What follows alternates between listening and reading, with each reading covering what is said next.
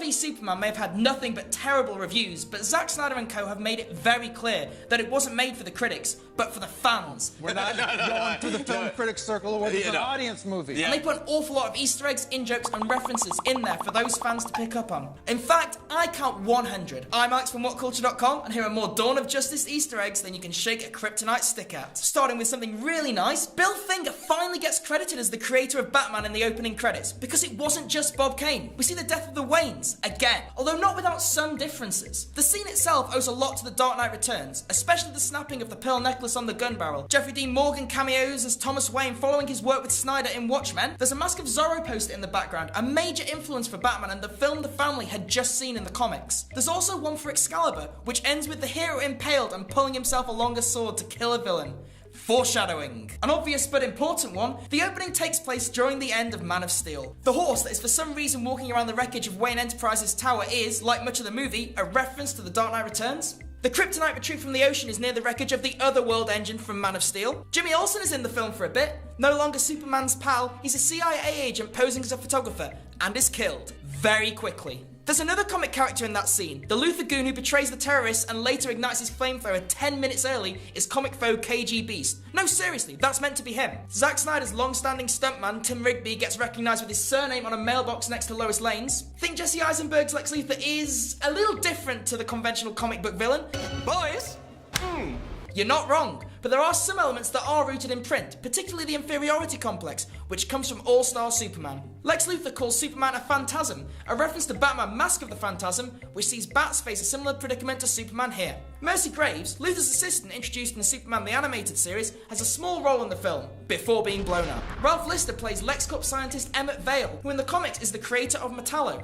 Lex tricking his way into control of a Kryptonian ship is a strong parallel to Superman 2, or Superman Returns, where the Hackman Spacey vintage uses the Fortress of Solitude for his own gains. Another parallel with the Reeve movies is Luthor's creation of a monster to kill Superman that is really dumb. The ship is voiced once again by Zack Snyder regular Carl Gugino. Lex and the media claim Superman is doling out Dark Justice, possibly a reference to Justice League Dark, which is a movie that's been in development for many, many years. The red capes are coming. Is a reference to Paul Revere's famous quote about redcoats. Wallace Keefe has a lot of newspapers on his wall, including one that appears to be a recreation of the cover of Action Comics #1. Bruce Wayne has a dream where a human bat comes out of his mother's tomb. Man-bat reference? Maybe. Alfred laments future Wayne's inheriting an empty wine cellar, a line lifted from The Dark Knight Returns that shows Bruce has broken his other rule: no alcohol.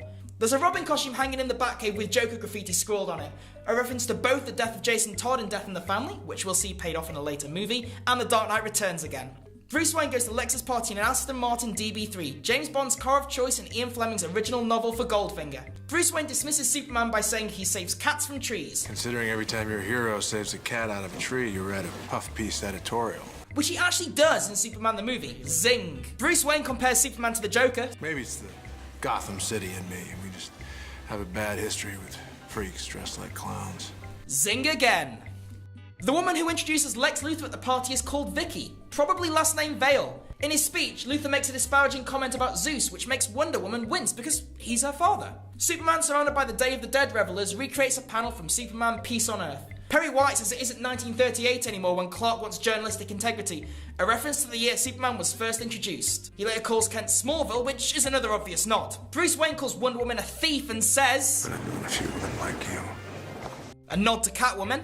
Okay, the weird nightmare sequence. Batman's costume is a bit like what Damian Wayne wore when he took on the mantle, and he also has a Joker card in his gun. We see the Darkseid logo, as well as plumes of fire similar to those on his homeworld of Apokolips. There's also his parademons, which appear to be working with Superman's soldiers, lifted straight from Injustice. Although it makes no sense, Future Flash trying to change the past is very Crisis on Infinite Earths, while Lois's death being the key once again acknowledges injustice. Batman with a rifle? More Dark Knight Returns. During the Kryptonite car chase, the Batmobile roars out the Nicholson Terminal and Port Company, honouring a Joker that'll be nothing like Jared Leto's. There's 3 different nods to The Wizard of Oz, because referencing that movie isn't totally played out. Lex refers to the Emerald City when talking about Kryptonite. Perry White says Clark clicks his heels and heads back to Kansas, and in the final fight there's a shot where Superman's feet stick out of the rubble like the Wicked Witch of the Easts. Lex Luthor also references Alice in Wonderland later on, calling himself the White Rabbit. Oh my fearing whiskies! I'm late!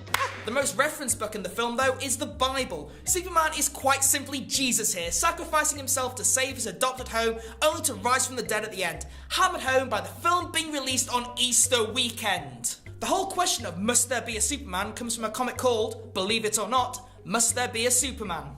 Superman saving stranded flood victims comes from Superman, the Man of Steel. The exploding Russian rocket has Zack Snyder's customary 300 reference on it. There's also a lot of cameos in this montage, with Neil deGrasse Tyson, Charlie Rose, Nancy Grace, Erica R. Erickson, Anderson Cooper and Brooke Baldwin all playing themselves. Senator and Batman superfan Patrick Leahy also appears as Senator Purrington. He starred in several Batman movies and donates all of his royalties to charity, which is nice. Because her son doesn't make enough to support her, Martha Kent has taken a job at Rally's Diner, a Smallville location with some minor importance to Lex Luthor. We get a cameo from Kevin Costner as Pa Kent, delivering more sage advice, including a reference to how he destroyed the farm of Lana Lang's family. More Justice League foreshadowing in the file Bruce Wayne gives Wonder Woman. The photo of Wonder Woman is from the 1918 adventures of her upcoming standalone film and features Steve Trevor, played by Chris Pine. Bruce Wayne's file describes him as a billionaire playboy philanthropist, because this happened. There's also Aquaman, looking as useless as always, The Flash pulling at Peter Parker, and Cyborg, who was created by Star Labs using Mother Cubes. His creator is played by Joe Morton, who played another robot creator, Miles Dyson, in Terminator 2. The Kryptonian ship claims Zod is from Kandor, which in the comics is a city on Krypton that was shrunk down prior to the planet's destruction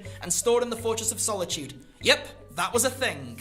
Lois uses a helipad from the Daily Planet building, which didn't go too well for her in Superman the movie. When taunting Superman about his mother, Lex for some reason quotes Ella Fitzgerald's Every Time I Say Goodbye, with the witty alteration, she dies a little.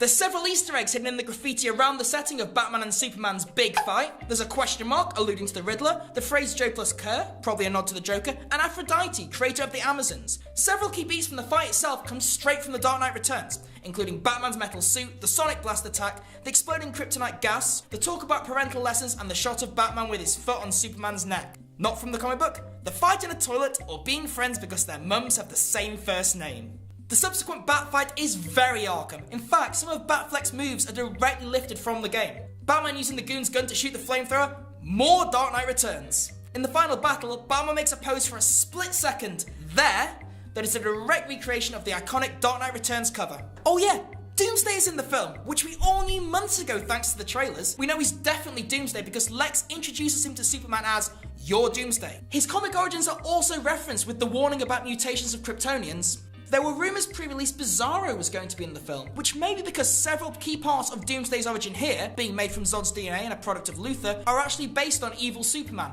No, not that one. Superman is nuked and weakened in a similar way to how he is in The Dark Knight Returns. The president who approves it is voiced by Watchmen alum Patrick Wilson. Doomsday's character creation in the movie is a bit of a meta-reference. Lex has made him to kill Superman, the exact reason DC first made him. Oh yeah, Superman dies, like in the comic The Death of Superman. Superman's silver coffin is also inspired by that arc, designed like the resurrected Superman costume. The line on Superman's tombstone, "If you seek his monument, look around you," is actually from an inscription written for acclaimed architect Christopher Wren, who, by my count, destroyed no cities. In a deleted scene, Lex is found learning from the Kryptonian ship, including more mother boxes and the appearance of someone, probably either Darkseid's General Steppenwolf or his father, Yuga Khan. Lex's prison number is 16TK421, a reference to my beloved Star Wars. It's the number of the stormtrooper Luke pretends to be on the Death Star. TK421, why aren't you at your post? As he screams to Batman, Lex references some impending doom, along with his ding ding ding, which references the ping ping ping of his mother box. That could be Darkseid, although saying the upcoming villain is hungry may also be a nod to Brainiac. Finally, this isn't an Easter egg as such, but isn't the final shot, which has Superman kinda come back to life, a direct lift from X-Men The Last Stand? Oh, and it also role reverses a little known comic called The Dark Knight Returns. So there you have it, 100 Easter eggs. Did I miss any? Have a gloat down in the comments if you spotted one. Be sure to check out Deadpool 100 Easter eggs for more obsessive clue hunting, and subscribe to the channel for more great film videos. Oh, and you can follow me on Twitter here. Bye!